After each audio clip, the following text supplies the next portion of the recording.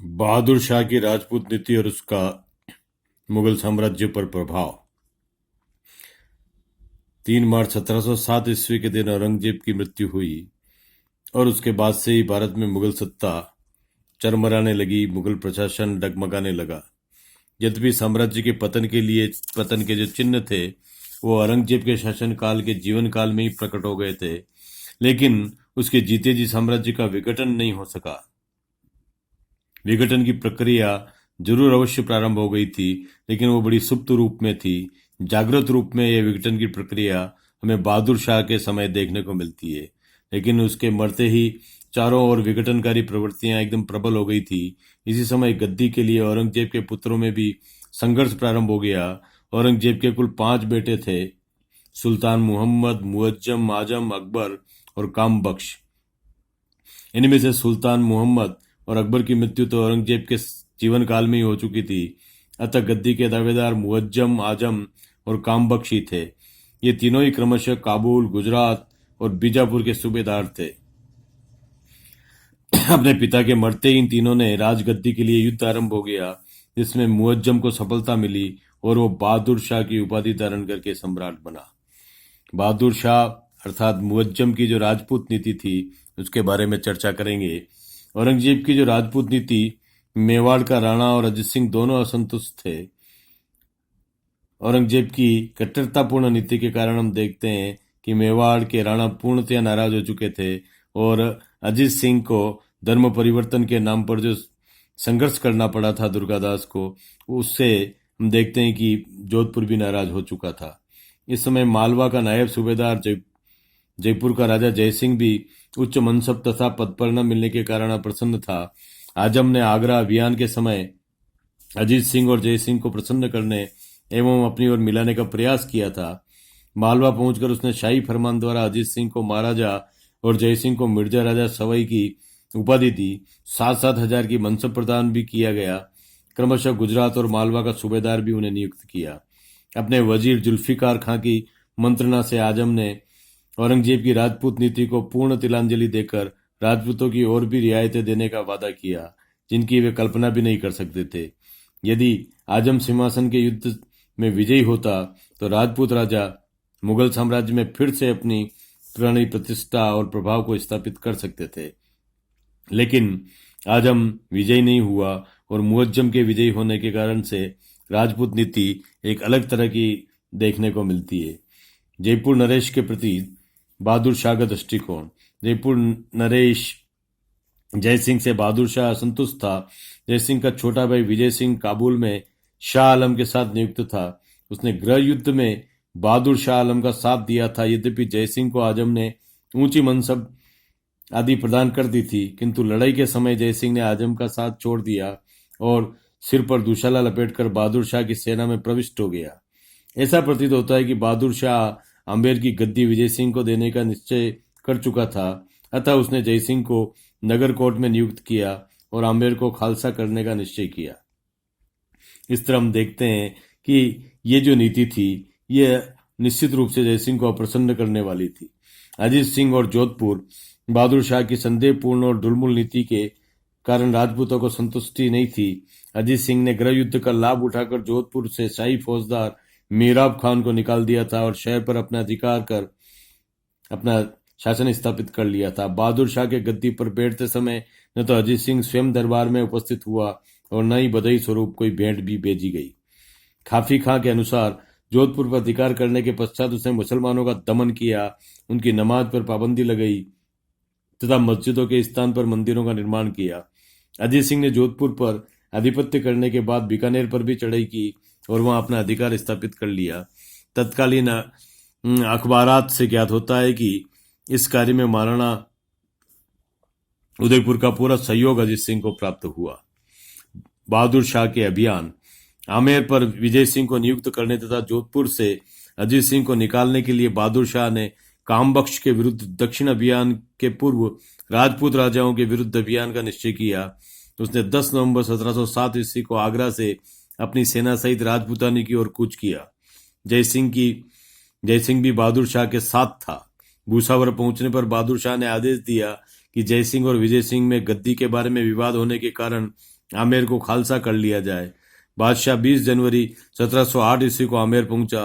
3 दिन तक वहां उसका पड़ाव रहा और सैयद अहमद खां बारा को आमेर का फौजदार नियुक्त किया गया। गद्दी विजय सिंह को दे दी गई तथा 30 अप्रैल को उसे मिर्जा राजा की उपाधि भी प्रदान की गई। बहादुर शाह की मारवाड़ नीति भी ऐसी थी कि वह औरंगजेब की भांति राजपूत राजाओं पर विश्वास नहीं करता था और उन पर शाही नियंत्रण बढ़ाना चाहता था।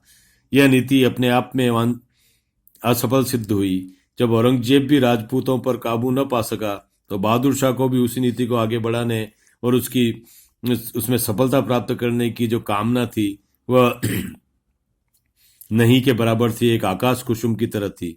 किंतु उसकी नीति का आधार मुगल साम्राज्य के शासन की सीमा बढ़ाने की नहीं थी।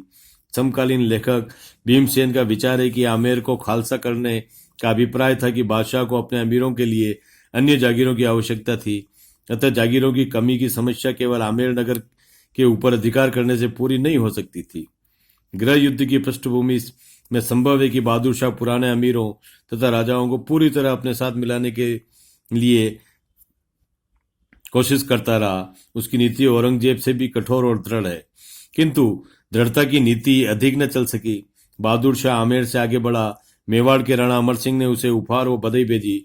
बहादुर शाह के अजमेर पहुंचने पर उसे अजीत सिंह की ओर से शांति का प्रस्ताव मिला, जिसे स्वीकार नहीं किया गया। जोधपुर के लिए नियुक्त किए गए फौजदार मेहराब खां ने अजीत सिंह की सेना से मुठभेड़ करके मेड़ता पर अपना अधिकार कर लिया। यही ज्ञात हुआ कि कामबख्श ने हैदराबाद में अपने को बादशाह घोषित करके अपने नाम से खुतबा पढ़वाया और सिक्के डलवाना शुरू कर दिया। अतः बहादुर शाह जोधपुर के मामले को शीघ्र निपटाकर दक्षिण की ओर प्रस्थान करना चाहा। अजीत सिंह भी मारवाड़ को दोबारा मुगल आक्रमण से बचाना चाहता था। अतः संधि की वार्ता जारी रही। अजीत सिंह की मांगे पूरी नहीं की गई। उसे केवल 3,500 हजार की मनसबदारी दी गई। जोधपुर नगर पुनः शाही नियंत्रण में ले लिया गया। बहादुर शाह ने इस प्रकार राजपुताने को अपने अधिकार में दृढ़ता से लेना चाहा। जय सिंह और अजीत सिंह अपने राज्य व राजधानी प्राप्त करने की आशा में बादशाह के साथ साथ रहे और उन पर कड़ा नियंत्रण रखा गया। कामबख्श के विरुद्ध अभियान पूर्ण होने तक इस मामले को टालते रहा गया। 30 अप्रैल 1708 ईस्वी को जब शाही शिविर नर्मदा नदी के तट पर महाबलेश्वर में था, अजीत सिंह और जय सिंह अपने दल बल समेत वहां से भाग निकले और कामबख्श के विरुद्ध अभियान को अधिक महत्वपूर्ण समझकर बहादुर शाह ने उनका पीछा भी नहीं करवाया। दोनों राजाओं के भागने का स्पष्ट अर्थ राजपुताने के प्रति बहादुर शाह के अंदर संघर्ष और दमन की भावना का आना था। इस तरह हम देखते हैं कि राजपूतों का जो प्रतिरोध था, राजपूतों की जो प्रतिक्रिया थी, वो प्रारंभ हो गई। ये इस युद्ध से पलायन करते ही हमें दिखता है कि किस तरह से राजपूतों की जो प्रतिक्रिया थी, राजपूतों का जो प्रतिरोध था, वो प्रारंभ हो चुका था। यह उसकी शुरुआत थी। नर्मदा से लौटकर अजीत सिंह और जय सिंह ने बड़ी सादड़ी नामक स्थान पर मेवाड़ के राणा अमर सिंह से भेंट की तथा अपना मनोरथ पूरा करने के लिए राणा से सैन्य सहयोग मांगा। इस पर राणा ने उनको मदद के लिए श्यामलदास व मेहता चतुर्भुजोत के 7,000 घुड़सवार भेज दिए। मैत्री दृढ़ करने के लिए राणा की पुत्री सूर्य कुंवरी का विवाह जयसिंह के साथ किया गया। जुलाई 1708 ईस्वी में अजीत सिंह ने 30,000 सवारों के साथ जोधपुर पर आक्रमण किया। वहां के फौजदार मेहराब खां के 5 दिन के अवरोध के बाद किला खाली कर दिया गया और उसे अपने साथ सामान के साथ ले जाने की अनुमति दे दी गई। फिर राजपूतों ने 20,000 सवारों के साथ आमेर पर आक्रमण करके वहां के मुगल फौजदार सैयद हुसैन खां को भी भगा दिया। यही नहीं, हिंडोन एवं बयाना पर भी सफल हमला किया गया। बहादुर शाह ने असद खां को आज्ञा देकर इस अव्यवस्था को समाप्त करने का आदेश दिया। असद खां व जुल्फिकार खां प्रारंभ से ही मुनीम खां की राजपूत नीति के विरुद्ध थे। अतः उन्होंने अजीत सिंह एवं जय सिंह के साथ समझौते की कार्यवाही प्रारंभ की। इसी समय राजपूती सेना ने सांभर, डीडवाना, अजमेर के आसपास के समीपवर्ती प्रदेशों को जीतना प्रारंभ कर दिया और सांभर के पास के युद्ध में प्रमुख सेनापति सैयद हुसैन बारा को मार डाला गया। इससे मुगलों की प्रतिष्ठा को काफी ठेस पहुंची। अक्टूबर 1709 ईस्वी में मुगल सम्राट ने असद खां और जुल्फिकार खां के प्रयत्नों एवं शहजादे अजीमुशान के सहयोग से अजीत सिंह और जय सिंह के साथ समझौता कर लिया। राणा अमर सिंह ने भी समझौता कराने के लिए असद खां के पास अपने वकील भेजे। बादशाह ने अजीत सिंह और जय सिंह को मनसब प्रदान करने उनके राज्य को लौटा देने का काम किया, किंतु जोधपुर और आमेर दोनों नरेशों को खालसा में रखने का निश्चय किया गया। इससे राजपूत राजाओं की संतुष्टि नहीं हो सकी। उन्होंने अपनी मांगे पूरी कराने के लिए संधि के बाद भी अपनी लड़ाई को जारी रखा। ये मालवा और गुजरात की सूबेदारी भी चाहते थे। राणा के सरदार सामलदास ने पूर्व मांडल पर आक्रमण कर वहां के मुगल फौजदार को अजमेर तक खदेड़ दिया। अजीत सिंह ने अजमेर पर आक्रमण किया तथा 11 दिन के अवरोध के बाद वहां के सूबेदार सुजात खां से 80,000 रुपए वसूल किए और फिर इसने नागौर पर भी आक्रमण किया। जय सिंह ने भी रणथंबोर एवं टोंक पर चढ़ाई की। इस तरह हम देखते हैं कि इस समय राजपूतों की जो प्रतिक्रिया थी, राजपूतों का जो प्रतिरोध था, वह फूट पड़ा था। और पूरे राजपूताना में ही हम देखें कि सभी राजपूतों ने अपने अपनी शक्ति के अनुसार अपने आसपास के क्षेत्रों को जीतना प्रारंभ कर दिया था। इसी अराजकतापूर्ण स्थिति देखकर बहादुर शाह का जो क्रोध था वो बढ़ गया और बहादुर शाह की जो दमन नीति है वो प्रारंभ हुई। लेकिन इस दमन नीति के साथ ही उसने तुष्टिकरण करने का भी कार्य किया। वो इस तरह है कि राजपूतों ने निर्भियानों से सम्राट बड़ा रुष्ट हुआ। पुराने अमीरों का एक दल भी उसके प्रति कठोर नीति अपनाने के पक्ष में था।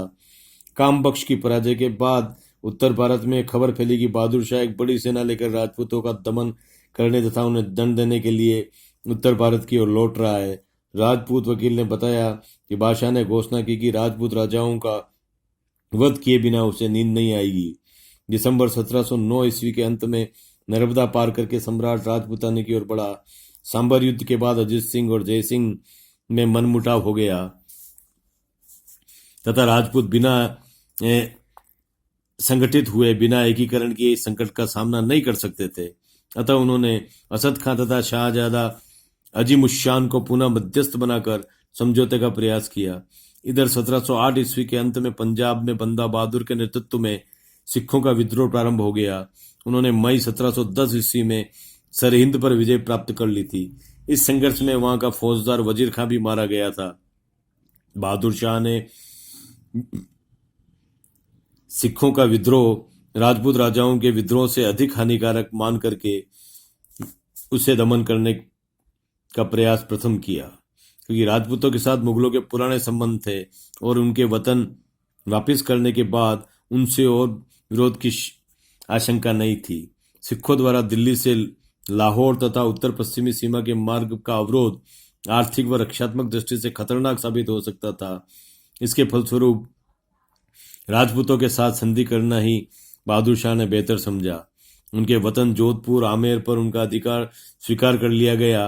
उनके अनुरोध पर उन्हें दरबार में नहीं आना पड़ा, किंतु सरे सवारी यात्रा के दौरान उनसे भेंट की गई। यह भेंट 21 जून 1710 ईस्वी को हुई थी।